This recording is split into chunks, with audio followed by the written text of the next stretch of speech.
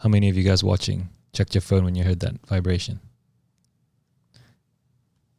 Hi, I'm Adib McGhie. I'm a creative strategist from the Singapore office. I'm Singaporean, I'm a musician, and I love sound. So I was actually going to write a whole article about what I've been doing and why I've been doing, about sound design, sound, and why I've taken quite a liking to it. Then I realized, wait a minute, we have an executive podcast suite, so why don't I just sit here and tell you why very quickly, not to take too much of your time. So on that note, welcome to my quick segment called Don't Hear, Listen.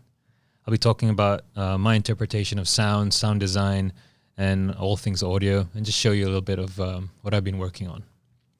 So before we talk about sound design, I think we should just sort of lay the foundation in terms of sound in general. And mind you, this is all my own sort of definition and constructions. So we are surrounded by sound everywhere. Organic sounds, natural sounds, man-made sounds, doctored sounds, digital sounds, unfamiliar sounds, pleasant, unpleasant sounds. Yes, some of those might interlap, but you get the gist. We're surrounded by sound. It's very hard to escape it. Our day-to-day, we just sort of trot along, we follow, how we forget sort of how influenced our behavior is through sound. When you're crossing the road, you won't necessarily cross until you hear the crossing chimes. Or you won't run for the train when you hear the beeping of the doors. So I think, sound has just taken a back seat. But today, sound sits at the front. So to not smell, you can pinch your nose. To not see, you can close your eyes. But can you truly not hear? So that's one thing I've been trying to do, I think, ever since I was younger. My parents can confirm that. It's unlike the other senses, it's very difficult, at least for me, to block out sound completely. And if you are able to, then I congratulate you, my friend. 'Cause I feel that's quite hard. And yes, we may choose to tune out. But if there is a sound or a certain sound that you resonate with, or you have some emotional attachment to, as I'm just saying in a broad sense, then you're going to react to it. If you're a car guy, if you hear a naturally aspirated engine, you're going to turn around because that's your sound. If you love music, and back when we could go see live music, if you walk past a restaurant and you hear a jazz band or a cover band, you're gonna, that sounds pretty good. So at least for me, I put my own sort of meaning to sound. I think the beauty about sound is you don't need to justify why you like that sound or why that sound means something to you. Why is sound so important today? So I think sound has always been important, at least for me, from my sort of personal journey of sound exploration. It's important to me because it's intimate. Between our heads here, it's very precious. It's precious real estate. So sound is delicate, deliberate, and dedicated. So when I say those three, when I say delicate, it's a balance when you want to create sound. It's the balance in making sure that you're balancing the listener's emotions nicely. It's deliberate in the sense where, at least the man-made sounds, made for a reason, made you to feel a certain way or do a certain thing. And dedicated in the sense where it's been made to make you get somewhere. So I'm probably talking about soundtracks and sound and film scoring.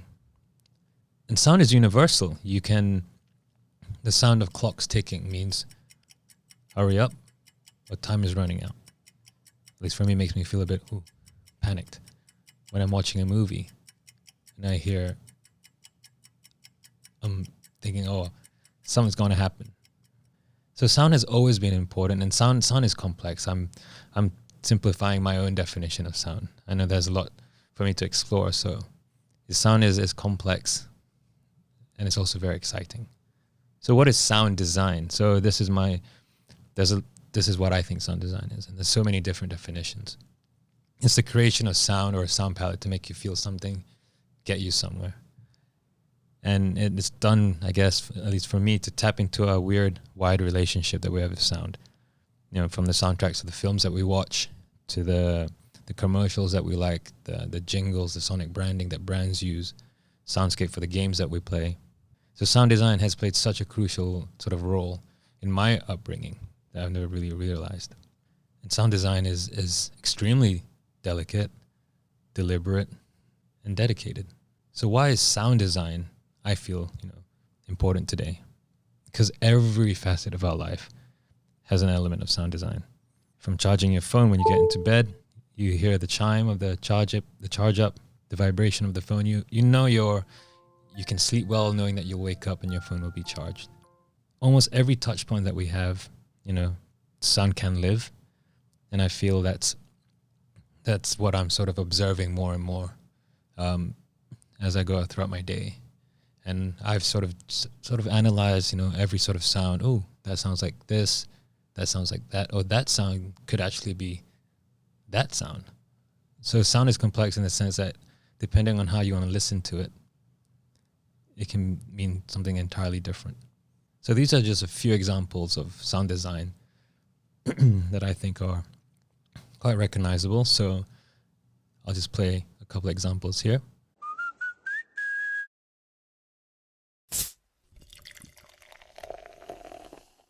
So that's sonic branding. And another one that I've sort of paid more attention to is film scores, for example.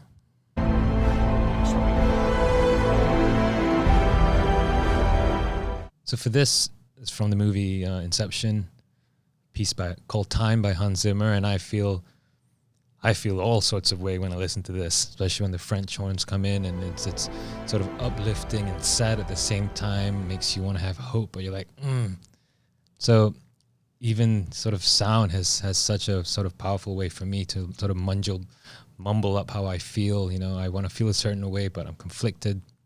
That's the beauty of film scoring. And now just a little bit about how I work. So I understand, visualize, and create. Understanding means sort of questioning why you're going to create this sound. Is it to make someone feel something, do something, or just associate that sound with the output? Visualize. I have no experience being a sound designer. I can't read notes, so I'm not musically trained. So I sketch out how I think how my sound would look. And by looking at it, I sort of know what kind of sounds to use, what white keys to hit on the piano, what kind of chords to play on guitar. And finally create. So this is, I guess, the most exciting bit, but also the most frustrating bit. And I experiment a lot because I'm not trained. A lot of it goes into sort of experimenting with different sounds and scales and spending a lot of time on YouTube just to see what will work, what wouldn't work. But this is the most exciting bit I think for any creator, whether you're creating sounds, you're creating visuals, have fun, with any sort of creative outlet. That should be a liberating sort of exercise, because you don't want to sort of restrict your creative mind to go where it needs to go before we rein it back in a little bit.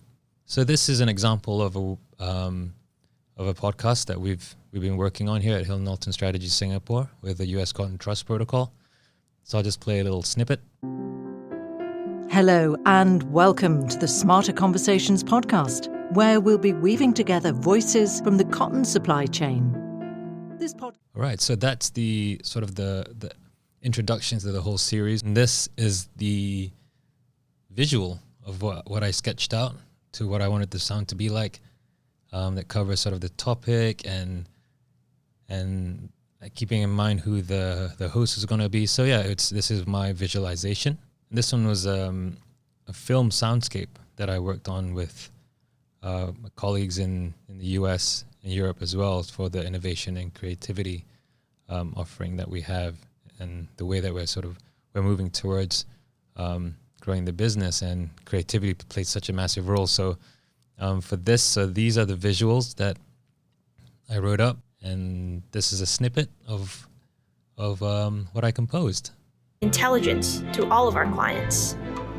And together, we can bring our clients the transformative strategic advice and communication strategies that they need to succeed. So yes, that film will be up soon, and the podcast is now live. So just a couple of takeaways. Thank you so much for staying this long if you're still there. Don't just hear sound, listen. Take inspiration on your day-to-day. You're at home, you're just hearing the knickknacks of your house. You're just taking in the sounds of your daily life. Find inspiration in it, and experiment with sounds you have. That's what I do. I'll record random sounds on my phone, put it into sort of my Logic or my GarageBand, and just play around with it, and try to replicate the sounds that you hear on TV, or try to make the sounds that you hear in your favorite films or games. And finally, I think my biggest piece of advice is be brave and try it out. You have to start somewhere. And I think, especially with sound design, you can make it your own quite easily to have your own style. But you won't be able to find that until you try it. So start somewhere. And on that note, I want to say thank you for staying so long. Remember, don't just hear, listen. Thank you.